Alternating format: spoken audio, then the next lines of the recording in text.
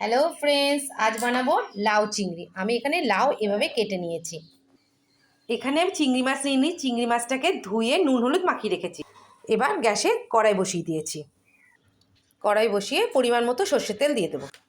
কড়াইয়ে জিরে দিয়ে দেবো ফোড়নের জন্য, তেজপাতা দিয়ে দেবো আর শুকনো লঙ্কা দিয়ে দেবো। এবার চিংড়ি মাছগুলো দিয়ে দেবো। চিংড়ি মাছটা ভাজা ভাজা হয়ে গেছে। এবার কাঁচা লঙ্কাগুলো দিয়ে দেবো, দিয়ে নাড়াচড়া করে লাউগুলো সব ঢেলে দেবো। কেটে রাখা লাউগুলো দিয়ে একটা থালা দিয়ে কড়াইটা ঢেকে দেবো। ঢাকনা খুলে একবার নেড়ে দিতে হবে। এবার নুন হলুদ দিয়ে দেবো। নুন দিলাম, পরিমাণ মতো অল্প মিষ্টি দিয়ে দেবো।